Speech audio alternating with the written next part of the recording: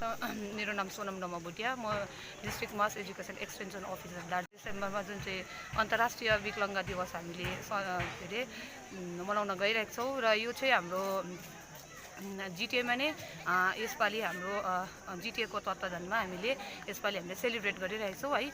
अनि यो चाहिँ प्रत्येक साल हाम्रो 3 डिसेम्बरमा सेलिब्रेट गर्दै आउँछ र यसमा चाहिँ हामीले जति पनि हाम्रो विकलाङ्ग उयोहरू हुनुहुन्छ है उहाँहरूको हामीले यसपालिको थिम चाहिँ के छ भन्दा उहाँहरूको चाहिँ सक्षमतालाई चाहिँ जान्नुहोस् र उहाँहरूको असक्षमतालाई नहेरेर उहाँको सक्षमतालाई चाहिँ जान्नुपर्छ भन्ने हाम्रो मेन थिम लिएर चाहिँ है आजको यो हाम्रो अन्तर्राष्ट्रिय विकलाङ्ग दिवस हामी मनाइरहेको छौँ है।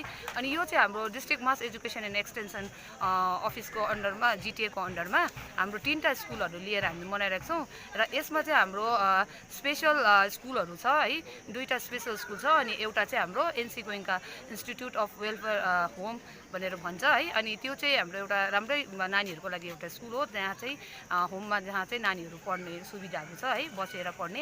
अनि यो 2टा स्कुल चाहिँ एउटा चाहिँ छ दार्जिलिङ होप स्पेस्टिक्स अनि अर्को चाहिँ छ the Salvation Army Home and Deaf भन्ने स्कुल। अनि यो स्कुलमा चाहिँ सेल्भेसन आर्मी चाहिँ स्पेसली एचआई जसले चाहिँ जसले चाहिँ सुन्नु सक्दैन बोल्नु सक्दैन त्यहाँ चाहिँ त्यस्तो नानीहरूको पढाइने कार्यक्रमहरू गरिन्छ है। त्यहाँ चाहिँ उहाँहरूको लागि त्यो स्पेसल स्कुल हो। अनि त्यसै गरेर होप स्पेस्टिक जो दार्जिलिङ यो लालढिकीको त्यहाँ छ। अनि यहाँ चाहिँ हाम्रो स्पेसल नानीहरू जो हुनुहुन्छ है, यहाँ चाहिँ मल्टी क्याटेगोरीको नानीहरूलाई यहाँ हामीले पढाउने सुविधाहरू जिटिएको मार्फत भइरहेको छ है। अनि यो होप स्पेस्टिक चाहिँ तपाईँको एउटा रेकग्नाइज मात्रै हाम्रो डिपार्टमेन्टबाट रेकग्नाइज हो भने यो एनसी गोइङका अनि यो हाम्रो सेल्भेसन आर्मी चाहिँ हाम्रो मास एजुकेसन अन्डरमा र स्पोन्सर अनि स्टेट वेलफेयर होम हो।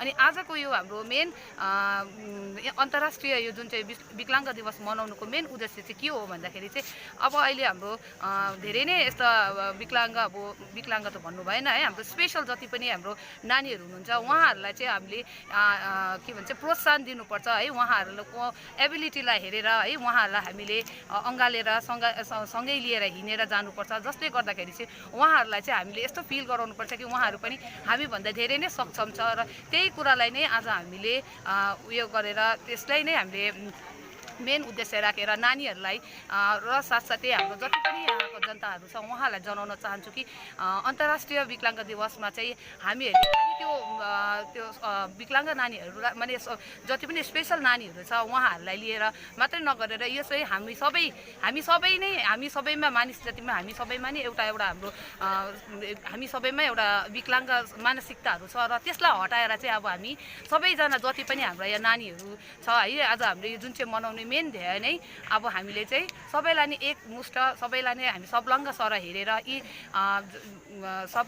हेरेर हामीले चाहिँ यी नानीहरूलाई लिएर है अनि जुन चाहिँ यो यस सालको थिम छ उहाँहरूको सबलङ्गतालाई चाहिँ हामीले बुझिदिनु पर्यो र उहाँको न कि उहाँहरूको असक्षमतालाई बुझ्नु है।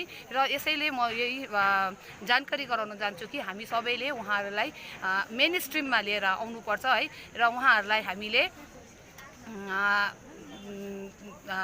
मेन स्ट्रिममा लिएर आउनु पर्यो है। अनि उहाँलाई पनि समान भावे अधिकार दिनुको लागि र यही मेन ध्येय राखेर नै हामीले जिटिएको अन्डरमा है यो पालि सर्वप्रथम नै हामीले दार्जिलिङमा अन्तर्राष्ट्रिय विकलाङ्ग दिवस 2025 मनाएका छौँ। के प्रोग्रामहरू राख्नुपर्छ अनि स्पेसल यहाँनिर चाहिँ हाम्रो नानीहरूले उहाँहरूले आज है यसमा कसैले हाम्रो स्पेसल नानीहरूले उहाँहरूले गीत गाउनुहुनेछ, उहाँले कसैले नृत्य गर्नुहुनेछ। उहाँहरू यति साह्रो स्पेसल छ कि उहाँहरूले हामीभन्दा उहाँहरू यति साह्रो स्पेसल छ। अहिले तपाईँले त्यो कार्यक्रमहरूलाई हेरेर पनि बुझिदिनुहुन्छ। उहाँहरूले एउटा आज हाम्रो फर्स्ट डे प्रोग्राम के थियो भन्दा र्याली थियो, स्कुलबाट तलबाट र्याली गरेर आएर यहाँ उयो गरेर समापन गरेर यहीँनिर एउटा हामीले सानो प्रोग्रामको व्यवस्था गरेको छौँ। र यो प्रोग्राममा चाहिँ हाम्रो नानीहरूबाटै नाच गान है अनि हाम्रो एकजना सरले किन चाहिँ हामीले यो विकलाङ्ग दिवस मनाउँछ त्यसको विषयमा एउटा छोटो जानकारी दिनुहुन्छ है।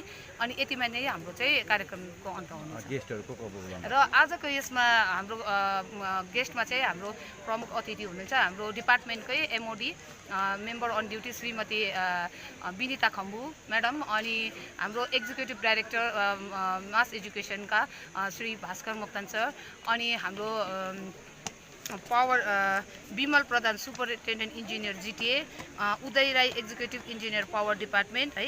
अनि हाम्रो स्कुलको टिचर्सहरू हुनुहुन्छ एनसी गोइङ्काको, अनि सेल्भेसन अनि होप स्पेस्टिकको।